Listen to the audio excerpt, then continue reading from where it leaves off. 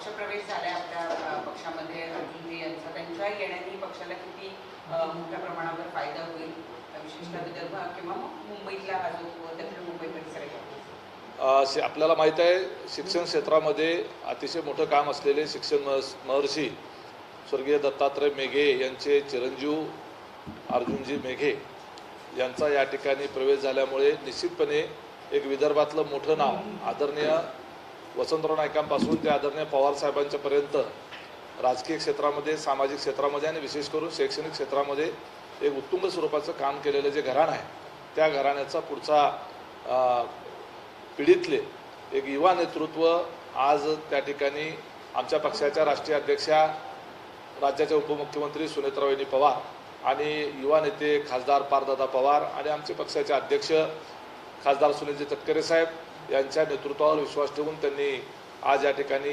माननीय मंत्री महोदय इंद्रनील नाईक साहेब यांच्या उपस्थितीमध्ये आणि आमचे इतर सर्व सहकारी यांच्या उपस्थितीमध्ये त्यांनी प्रवेश केलेला आहे. अशा पद्धतीच्या या प्रवेशामुळं निश्चितपणे विदर्भ परिसरामध्ये आणि त्याचबरोबर ते मुंबईत त्या ठिकाणी काम करत असल्यामुळं मुंबईमध्ये एक तरुण तडफदार नेतृत्व आमच्या पक्षाला त्या ठिकाणी लाभलेलं आहे आणि त्यामुळं आमचा पक्ष वाढण्याच्या दृष्टीनं त्या ठिकाणी आम्हाला निश्चित उपयोग होणार आहे. एक युवा नेतृत्व, एका मोठ्या राजकीय घराण्यातलं एक पुढच्या पिढीतलं नेतृत्व आमच्या पक्षावर जोडलं जाणं हे आमच्याही पक्षातल्या आत्ताच्या सर्व कार्यकर्त्यांना, आमच्या नेत्यांना आणि त्याचबरोबर महाराष्ट्रातील पुरोगामी विचारावर श्रद्धा असलेल्या सर्वांनाच एक प्रेरणादायी ठरणार आहे. विधान परिषदेच्या निवडणुकीसाठीचं मतदान होताना आपल्याला दिसणार आहे, त्या संदर्भात आपल्या पक्षाच्या वतीने एक व्हीप जारी करण्यात आलेला आहे. विशेषतः सोलापूरच्या संदर्भातला व्हीप आहे. का हा व्हीप जारी करावा लागला? कारण इतर ठिकाणच्या बाबतीमध्ये अशा पद्धतीचा व्हीप नाही आहे. सोलापूरच्या बाबतीत हा व्हीप जारी करण्याची वेळ का आली पक्षाला? आपल्याला त्या ठिकाणी मी माहिती देऊ इच्छितो की राज्यामध्ये विधान परिषदेच्या ज्या 17 जागा आहेत, या 17 जागेवर महायुतीच्या वतीने राष्ट्रवादी काँग्रेस पार्टी 2 ठिकाणी आणि शिवसेना 4 ठिकाणी आणि उर्वरित इतर ठिकाणी भारतीय जनता पार्टीचे उमेदवार आहेत. राष्ट्रवादी काँग्रेस पार्टीचे दोन्ही उमेदवार हे आम्हाला आमच्या सहकारी पक्षांनी सहकार्य केल्यामुळे त्या ठिकाणी आम्हाला ती निवडणूक बिनविरोध करता आलेली आहे. शेवटी महायुतीमध्ये आम्ही लढत असताना त्या ठिकाणचे जिल्हा परिषद सदस्य, नगरपालिकेचे नगरसेवक, महापालिकेचे नगरसेवक हे सर्व त्या ठिकाणी मतदार असतात आणि त्या जिल्ह्यातल्या जो कुठल्या पक्षाचा उमेदवार आमच्या महायुतीच्या वतीनं तिथं उभा असेल त्या ठिकाणी महायुतीचा धर्म म्हणून सहकारी पक्षांनी त्या ठिकाणी दिलेल्या अधिकृत उमेदवाराला म्हणजेच महायुतीच्या उमेदवाराला मतदान करणं अपेक्षित आहे.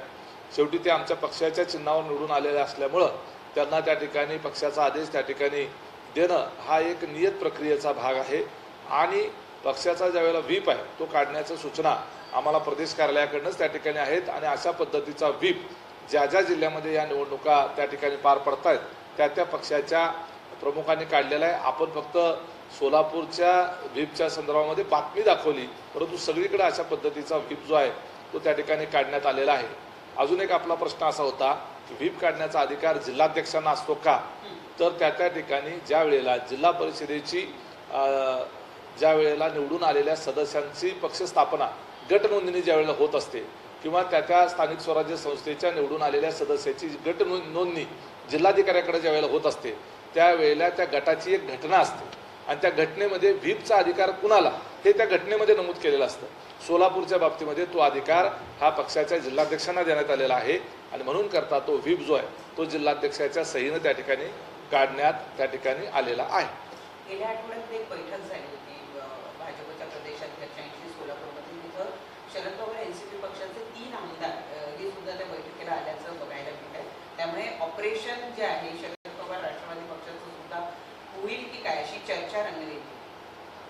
सोलापूर जिल्ह्याचे आपण सांगितलं 3 आमदार, तसं तुतारीचे 4ही आमदार हे महायुतीच्या त्या ठिकाणी अधिकृत उमेदवार असलेले राजेंद्र राऊत यांच्या बाजूने त्या निवडणुकीमध्ये सहकार्य करत आहेत.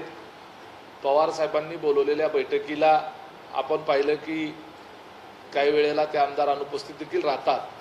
वस्तुस्थिती अशी आहे की जरी ते तुतारी चिन्हावर निवडून आलेले असले तरीसुद्धा त्यांचा कल हा महायुतीच्या बाजूने आहे. कारण राज्यामध्ये ज्या पद्धतीनं महायुतीच्या माध्यमातून राज्य सरकारचं विकासात्मक घोडदौड चालू आहे त्या विकासाच्या प्रक्रियेमध्ये त्या ठिकाणी निवडून आलेल्या लोकप्रतिनिधींना आपल्या भागातल्या जनतेला न्याय देण्याच्या दृष्टीनं सरकारसोबत पुरत राहावं अशा पद्धतीचं वाटणं हे नैसर्गिक आहे आणि त्या अर्थानं तिथल्या स्थानिक परिस्थिती लक्षात घेता त्यांनी त्या ठिकाणी तो निर्णय घेतलेला असावा असं त्या ठिकाणी वाटतंय.